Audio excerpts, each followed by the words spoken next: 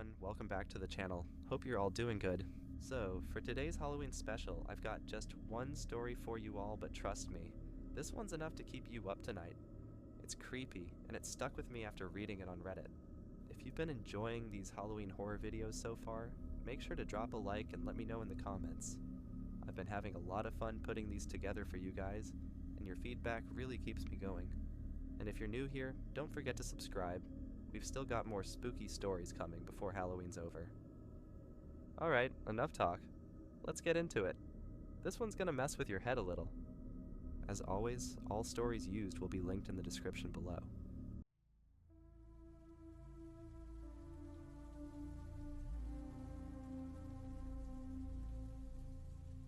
We heard whistling in the woods, but no one was there.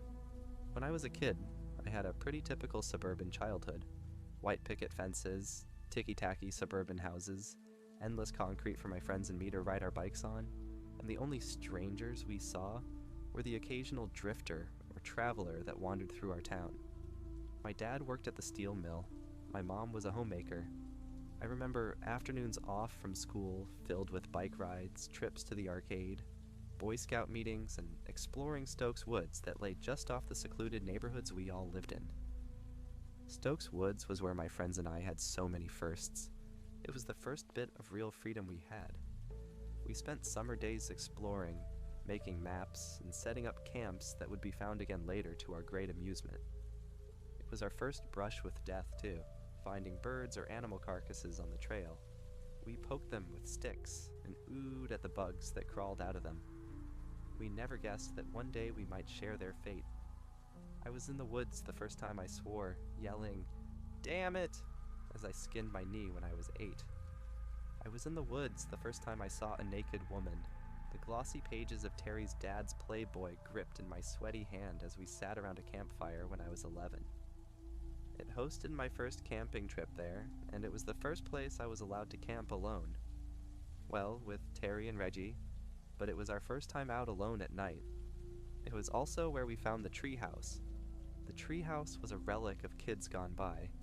It was in a big old tree set into a clearing, a fire pit dug in its shadow, with a dumbwaiter to pull things up and rope ladder to climb up through a trapdoor. It had been built in pieces. There was a wall inside with the signatures of kids who had added to it, complete with dates when they had completed them. When we came across it one afternoon, our 9-year-old eyes growing wide with wonder, we knew we had found something special. Over the next few weeks, we replaced the rope ladder, cleaned out the fire pit, and replaced the dumbwaiter rope.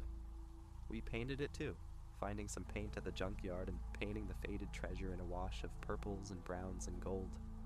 We added a bike rack, again with wood from the junkyard, and signed our names and date to the wall when the project was done. The easy trip to and from the yard made me believe that the treehouse might have been constructed from things they found in the junkyard. We asked Old Man Macy, the caretaker, and he said that kid had been coming and going for years, taking stuff for a project in the woods. He was glad it had been put to such good use. We had been playing and camping and using the treehouse for a couple of years when Terry suggested a Halloween sleepover. It's on a Friday. We can camp out in the treehouse, eat candy, and tell scary stories. I thought it sounded like a great idea, and my parents agreed. 3 kids alone in the woods may sound weird to some of you, but the town we lived in was very rural. Our town had a population of around 1,200, and crime was almost non-existent. Besides the odd traveler that sometimes blew through, you knew your neighbors very well. We had camped in the woods for the last 2 years, and the Boy Scouts had taught all of us how to camp safely and not burn down the woods. That night, we all hit the streets as soon as the lamps came on. We set out with pillowcases in hand and embarked on a sweet journey to collect the most candy. As we always did, we had a theme, and we were all dressed as Avengers when we went out to trick or treat. I was Hawkeye, bow slung over my shoulder, homemade costume and cheap mask covering my eyes. Reggie was the Hulk, body painted green with absurd foam Hulk hands on his real hands, and a cheesy mask frozen into the eternal grimace. Terry was Captain America, his store-bought costume topped off by a trash can lid shield that he had painted a star on. We moved from house to house, striking poses and delighting adults as they filled our pillowcases with candy. By the time the porch lights started going out, we had bulging sacks ready to burst from candy. We stopped at our homes, dropping off a little excess candy and getting our camping stuff.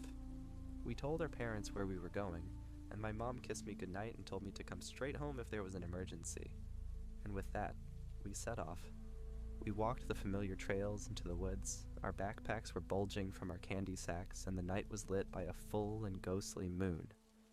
Terry and Reggie talked excitedly about the candy, wanting to tell ghost stories as we ate it, but I kept getting distracted. I could swear there was a noise out in the woods, a bird or a high-pitched wind. As we moved towards the treehouse, it seemed to follow us. The other two were oblivious, but the sound made the hair on the back of my neck stand up. It came closer and closer, never quite reaching us, but seeming to pass us sometimes. I heard it behind us, heard it in front of us, and how the others were oblivious was beyond me. When the treehouse rose up to greet us, it was a real relief. In the light of the full moon, though, it looked ghostly and strange. I had thought the noise would cease to be an issue once we arrived, but it didn't. As we loaded our bags on the dumbwaiter, I could swear that the whistling still surrounded us. I rushed them a little, gaining some grumpy looks, but I wanted to be out of the woods and into the safety of the treehouse. Once we were safe inside, lanterns on and candy spilled onto the floor, I began to feel at ease. This was our sanctuary. Nothing bad could happen to us here. We were children who had yet to experience loss or real trauma. We were secure in our knowledge that our parents would still protect us from anything, no matter how bad it got. We were foolish, but children are supposed to be foolish, I guess. Reggie was halfway through one of the full-sized candy bars the Hudsons had been giving out when Terry suggested we start ghost stories. Terry loved scary stories, and he usually had a pretty good collection of them from the internet or wherever. Reggie pulled a beanbag chair over from a corner, and I dragged a camp chair over so we could group up around the lantern. Typically, we would tell our stories around the fire pit, but I think we all sensed that tonight it was better to be inside. Halloween was unique somehow. It was best to be inside after dark. Terry brought the flashlight up under his chin, tilting the light knob down on the lantern, and grinned at us ghoulishly. "This is a true story. I swear it on my life," he said theatrically before beginning his story.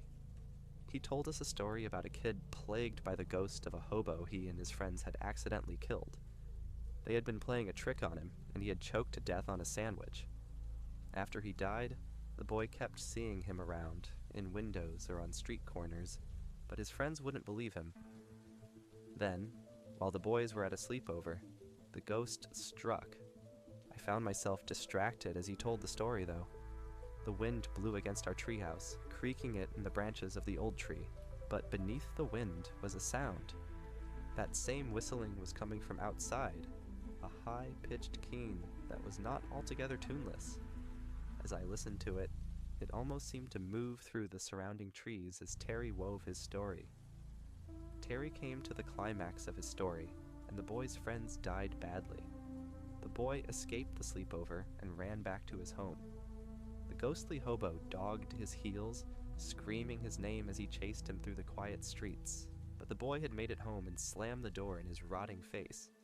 He had leaned against it, safe at last, but as the banging began, he remembered one important fact.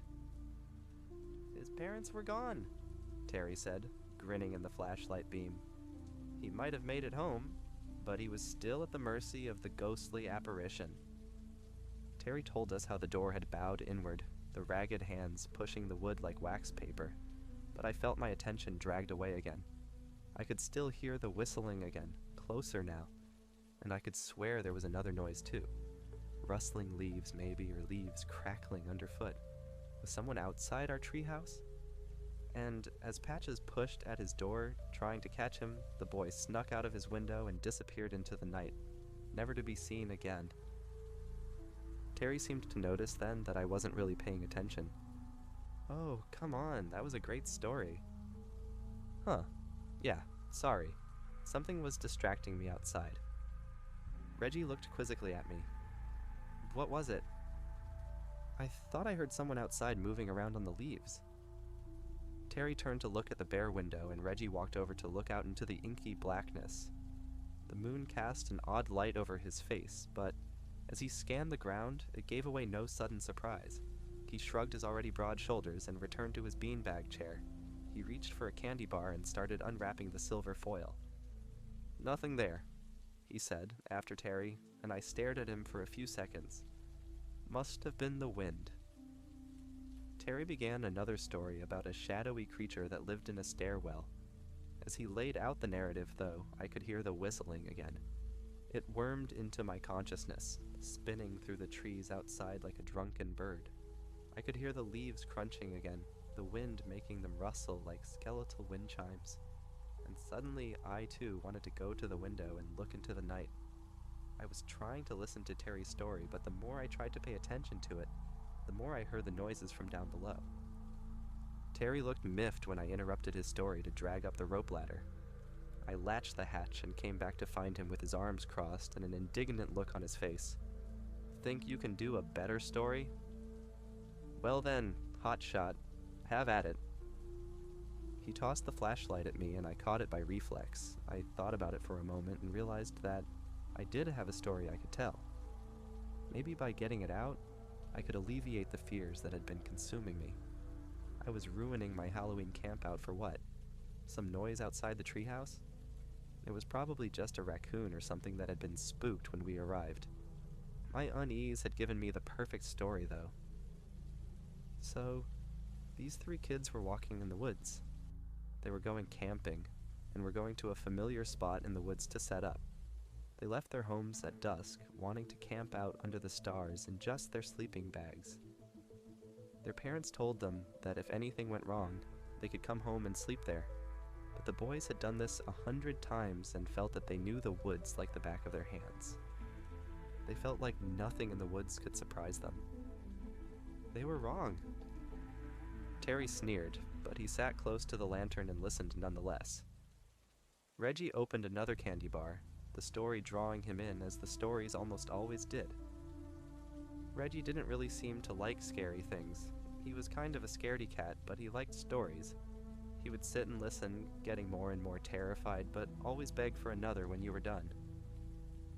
They walked towards the determined campsite, talking animatedly about the s'mores they would make and the scary stories they would tell. One of them kept hearing something as they walked, though. He heard the snap of a twig, the crunch of a leaf, and it made him wary. He told his friends, but they shrugged it off as nothing. It was late afternoon, the sun was setting, and animals were coming out to forage. They were probably just hearing animals moving around in the dry leaves.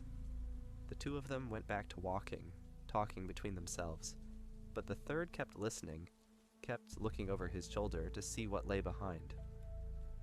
Terry and Reggie were paying attention, Terry a little begrudgingly. Reggie's eyes were large and starry as he listened. As I told the story, I almost thought I could hear the leaves crackling outside. The wind in the trees rattled the dying year's foliage against the limbs, and a low whistle could again be heard outside. It was tuneless and wafting as it warbled across my sanity. I knew just what was stalking these kids through the woods as I began to spin their tale. He kept asking them to listen, telling them it was important, but they wouldn't listen to him. They kept walking, kept talking, and all the while the crunching of leaves and the rusting of limbs followed them, getting closer and closer. The boy became afraid. The steps sounded large, but he couldn't see anything in the trees as they proceeded down the trail. One of the others finally yelled at him, telling him to stop being stupid and just enjoy the trip. There was nothing out there. No one but he could hear it. He was being stupid. He needed to relax. I paused for dramatic effect, seeing Terry roll his eyes at the description of the boy in the story. That's when they heard the whistling. And I imagined I could still hear that whistling outside the treehouse. It was getting closer and closer as I told the story. Was the story drawing it in? Was I calling it to the treehouse? But by now, though, I couldn't stop myself. The story needed to be told, and I had become a conduit for it. I would tell it to the end, even if the whistler came right up the tree after us. They all froze when they heard the whistling. This was no wind through the boughs of a tree. This was a tuneless, monotonous whistling that cut across the dying afternoon like a sickle through wheat. It was behind them, seemingly on the trail, and they could hear it getting closer and closer. They began to make their way towards the campsite, walking a little faster, but all three looked over their shoulder now. They were all made uneasy by that whistling, and they all wanted to put some distance between themselves and it. My friend sat forward, hanging on my every word, entranced by this new development. Outside, I imagined I could hear the whistling coming from just outside the clearing. They didn't talk anymore, they didn't laugh, and they didn't joke. They let their feet take them ever onward, but the whistling followed them. The friend who had insisted it was nothing said that maybe they should speed up a little bit. The campsite couldn't be far. Once they were there, they could take a side trail and get back to town. Or whatever it was would leave, and they could get back to their campout. The other two agreed, but all of them knew that the campout was already canceled. None of them would sleep here tonight, not willingly. They sped up, but the whistling followed them steadily. One of them said they should stop and confront the whistler. He must be human. Who else or what else could whistle? The other two shot him down, though. The whistling was discordant, jangling against their nerves, sounding like nothing they had ever heard before. Both agreed that they didn't want to find out what whistled like that and kept moving. Something bumped the bottom of the tree, but my audience didn't seem to notice. It wasn't a hard bump. It didn't shiver the whole tree. It felt more like an inquisitive tap, a gentle knock, someone trying to get our attention. I put it out of my mind, maybe the wind or something, and kept telling. They kept moving, deeper and deeper into the woods, all the time being chased by the whistling. They broke into a run, the campsite still not coming into view, and still, the whistling grew closer and louder. The whistling took on a life of its own, rising and falling as its chaotic tune became less and less discernible. The children put their hands over their ears, the noise scraping across their minds like a rusty scalpel. The hands would not block out the whistling, though. They heard it inside their heads as it battered their senses, and when the first one tripped, the other two did not stop to help him. They didn't hear his screams, but they felt a change when the whistling thing got him. A night bird called out from the forest, but now the whistling was in my own head and I only registered it as something different. I told the story frantically, hoping it would stop the whistling in my head somehow. They dropped their packs and ran. They sprinted, flat out, knowing that the trail must be just up ahead. They would round the bend, and there it would be there as it always was, and they could cut back towards town. It never occurred to them that the creature could just cut through the forest after them. The trail to town had a talismanic effect on them. If they could make it, if they could walk it, they would be safe. They ran, they wept, but the whistling followed them on and on. Their feet crunched against the leaves and pine needles, sounding like gunfire, but they hardly noticed over the eerie whistling in their heads. My two friends were leaning close now, the lantern making their faces look like jack-o'-lanterns as their eyes begged for the climax. And still, that whistling assaulted me, threatening to drive me mad. If they noticed it, they gave no indication. When the second boy fell, the first never noticed. He ran and ran, trying to outdistance the whistling, trying to get it out of his head, and when his friend was found, the whistling again took on a different tone. The lone boy ran and ran, hoping to outdistance the crazed whistling, knowing that his fate would be the same as his friend's. Some say he runs to this very day. Some say the whistling got him in the end. No one knows for sure. I heard the whistling abate a little. It didn't leave, but it did lighten slightly. I felt like crying as I came to the end of my story. Maybe I would be allowed to live where the boys had died. The search parties found their backpacks 2 days later, animals having worried them to get at the food. They found the campsite bare, no fire having been lit in weeks. Of the boys, they found no sign. No trace was ever found, not a scrap of clothing, not a footprint. They were never seen again, but the children in the area say that you can hear the whistling in the woods on quiet nights. On those nights, it is best to stay indoors. The whistling takes all who venture too close, and the whistling will haunt you for the rest of your life, however long that is. That was when the whistling stopped. It stopped so abruptly that I wondered if it had ever been there at all. For a 10-year-old to question his mental stability is a strange feeling, but at that moment, I was just glad it had passed me by. The other two shook off their rapture, looking as though they had been hypnotized, and Terry blew out a long breath. Well, damn, that was a good story.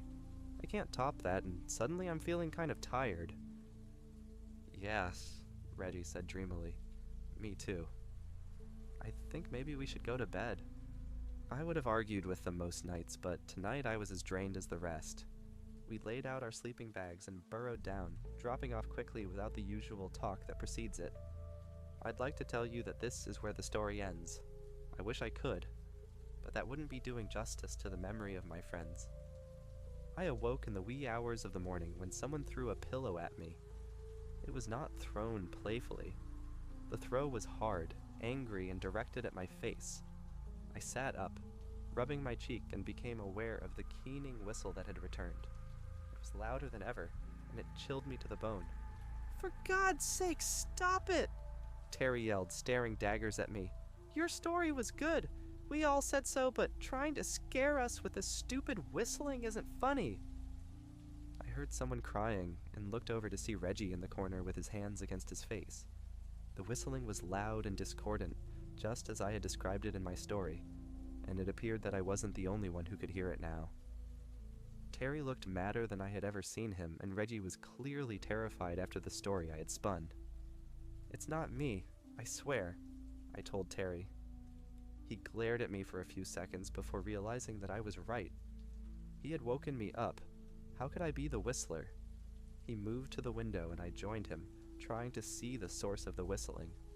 Most nights, we would have seen nothing in the inky darkness, but under the light of the full moon, the yard was shadowy but visible. As we scanned the yard, we could see little.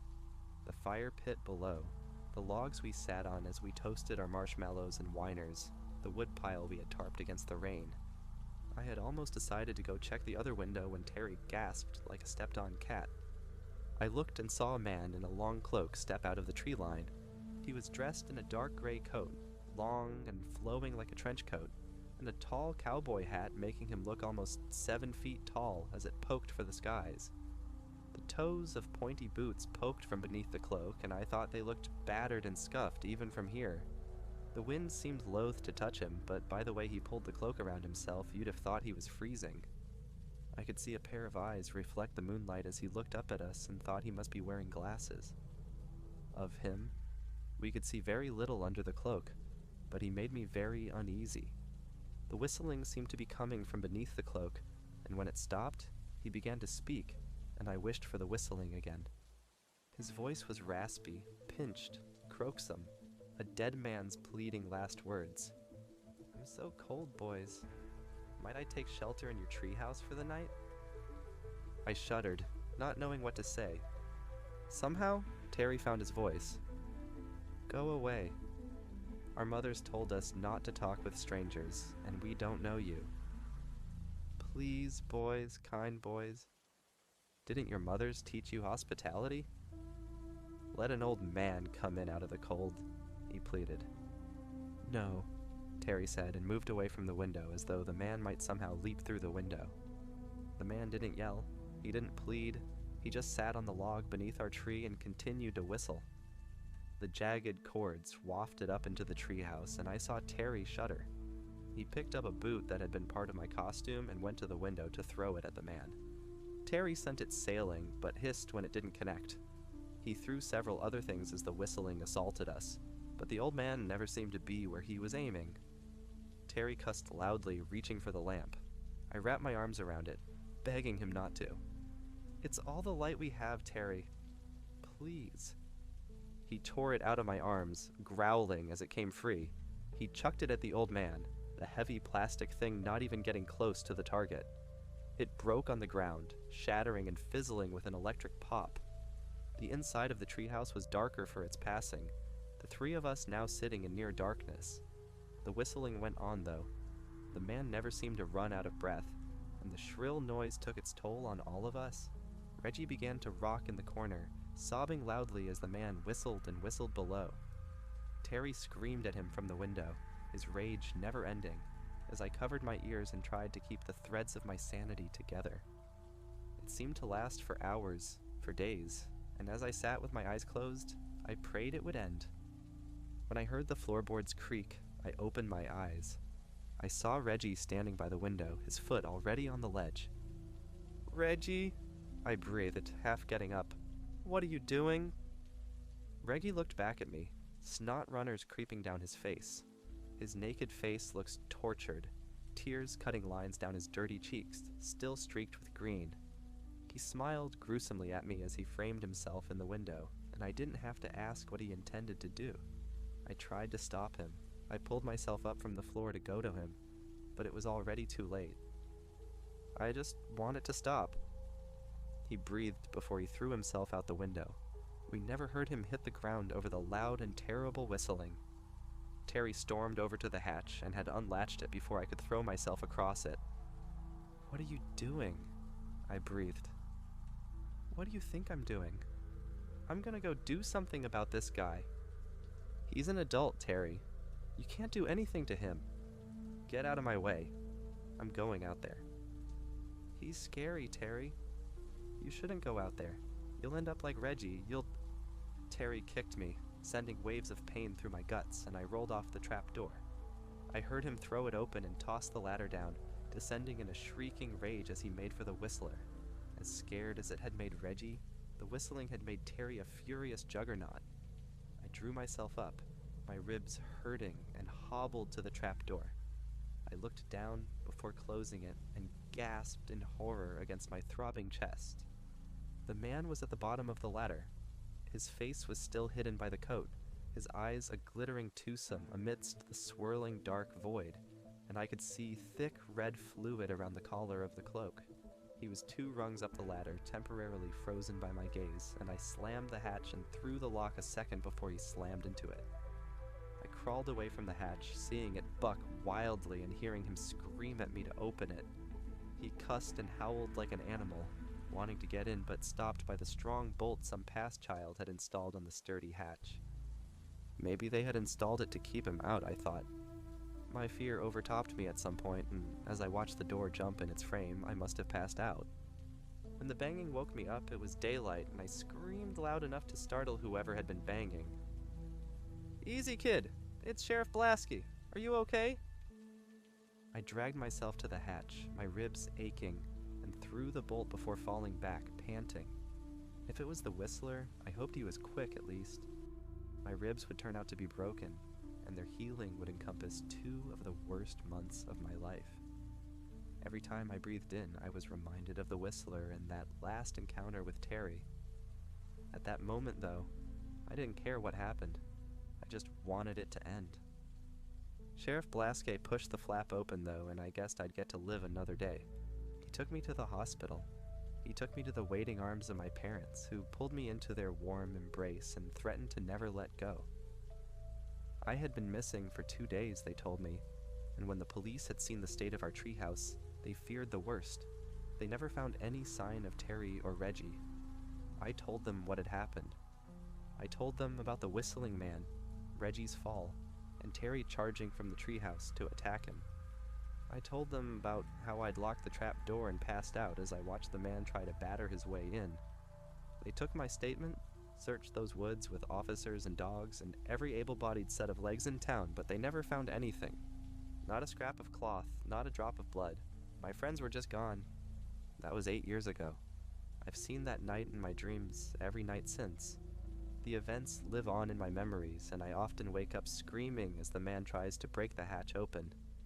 In my dreams, I don't pass out. In my dreams, the hatch doesn't hold. In my dreams, I wake up as he wraps his hands around my throat and drags me towards that pitch-black maw he hides behind the coat. I haven't been back to the forest since that day, and I don't think I ever will. Lately, though, I've been hearing the whistling as I lie in bed at night. I look out the window, my backyard butting up to the woods, and see 2 small figures hovering on the outskirts. Sometimes the man in the coat is there too, but I know better than to try and tell my parents. They're gone when they get there, and I just end up looking crazy. I leave for college next week, and I've chosen one in the middle of a big city. I plan to attend it because the closest collection of more than 4 trees is 60 miles from my dorm. I'm hoping that distance will stop these apparitions, but I don't know. I can hear the whistling now, even as I write this. I can hear my dead friends' soft calls as they entice me to come out and play. I can hear that whistling as it scrapes against my nerves yet again. I hear it, and I hope that I get to leave for college before it becomes too much to bear. Before it calls me back to the treehouse once more. And that's the story. Pretty creepy, right? I don't know about you guys, but that one really stuck with me. If you made it this far, thank you for watching. And if you enjoyed the video, don't forget to like, comment, and subscribe. Let me know what you thought about the story, and if you've ever experienced anything even close to that. I've got more horror videos coming as we count down to Halloween, so keep an eye out. It's only getting darker from here. Appreciate all the support as always. Stay safe out there, and I'll see you in the next one.